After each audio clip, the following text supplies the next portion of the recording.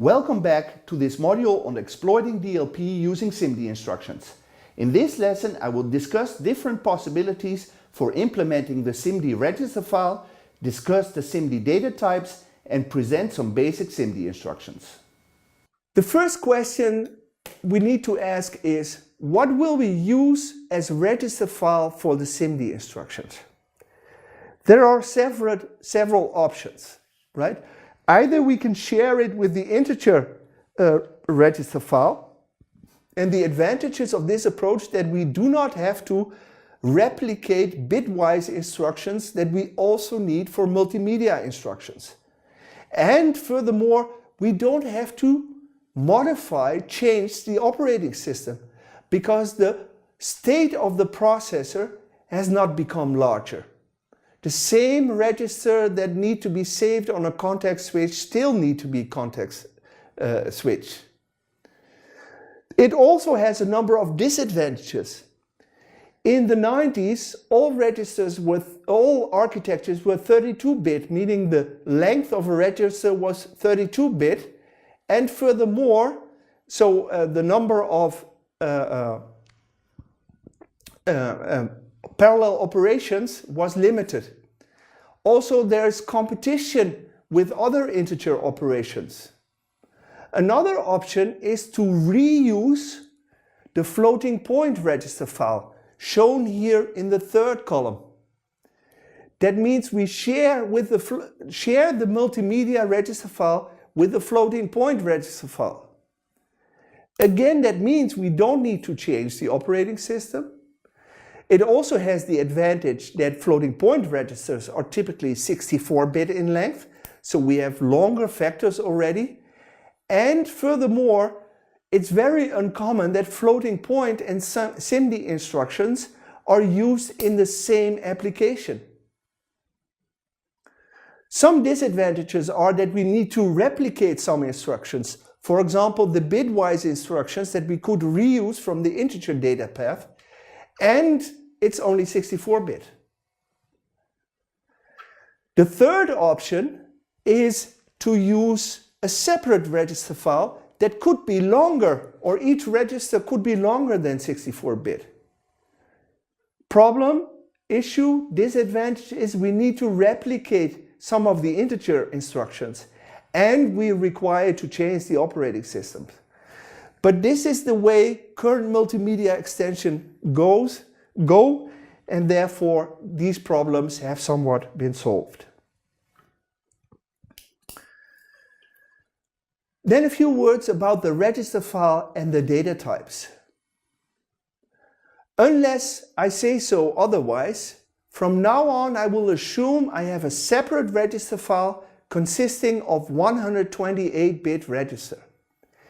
That means that a SIMD register can contain either 16 bytes, 16 times 8 is 128 bits, 8 half words in MIPS terminology, 8 words, 2 double words, or 4 single precision floating points, or 2 double precision floating points. And these different partitions of each register like this is illustrated here on the right hand side. Let's start with the simplest of all arithmetic operations, add and subtract.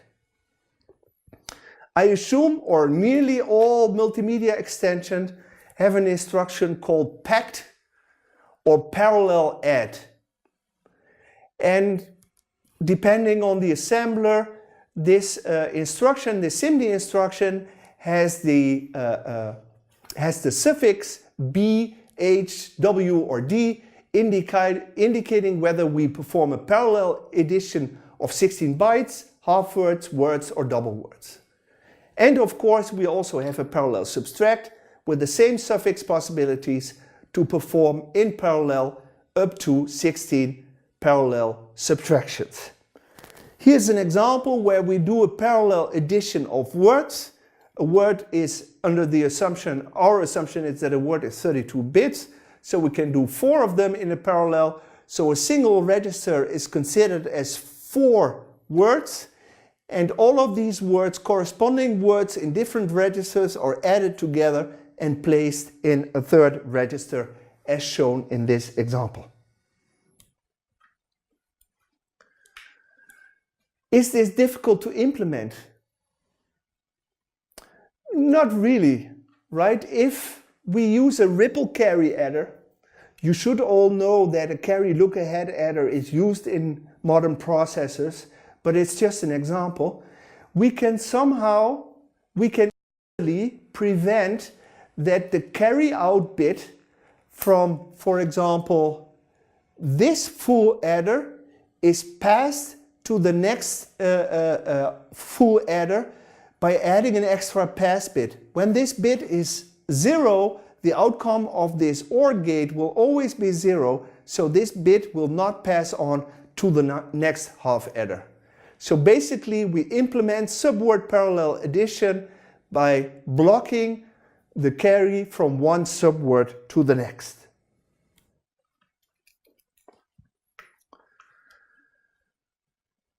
Saturation or clipping is something that we often need in multimedia applications. Because multimedia applications process small values, it is much more likely than any application in the general purpose computing domain that overflows occur. Overflow usually means that always means that the result is too large to be represented in the small data type. But the problem with multimedia application is that it will cause visible artifacts. We will observe in the final image or in the final audio that this has occurred because a bright pixel may become a very dark pixel or vice versa. For example, commonly black in the RGB red, green, blue representation, black is represented as 0, 0, 0 for each color component, and white is represented as 3 times 255, indicating the maximum value. That means that if we want to add, for example, this pixel value to this pixel value, the outcome will be this. And then if we try to do image addition on this flower and this, bridge, then we will see something like this. And this is not what we intended. We want the white flower to remain white. If, on the other hand, we clip or saturate to the maximum value, then we perform saturation addition and the outcome will be like this. And this is much more what we expected. In fact, you might know or might not know, I'm standing in front of a green screen. And while I'm talking, the green pixels are converted by my body and my face, as well as my slides that I don't see next to me. But they are chroma keyed, which is another example of a media application. So what does it precisely mean, saturation or clipping? It means that unlike the normal wraparound arithmetic that is performed by programming languages such as C, if the result is larger than the largest value representable by the data type used, the result is set to the largest value that can be represented by this data type. Similarly, if the result is smaller than the smallest value the data type can represent, it will be set to the minimum value. An example to make this clear. Let's assume the smallest value is 0 and the largest value is 255. And we add these two pixels here together, both consisting of 3 color components. We see that 234 plus 20 equals 254, and this is just representable by an unsigned byte. On the other hand, when we add 235 to 23, the outcome will normally be, now I need to calculate a little bit, 257, and this is clipped to the maximum value, which is 255 for an unsigned byte. and similarly for the last component.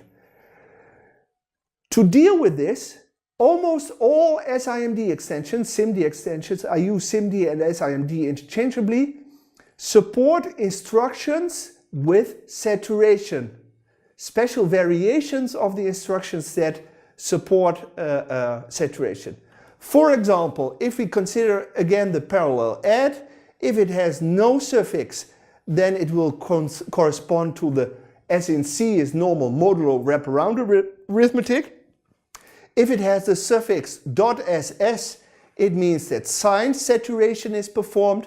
The result is clipped to -128 up to 127.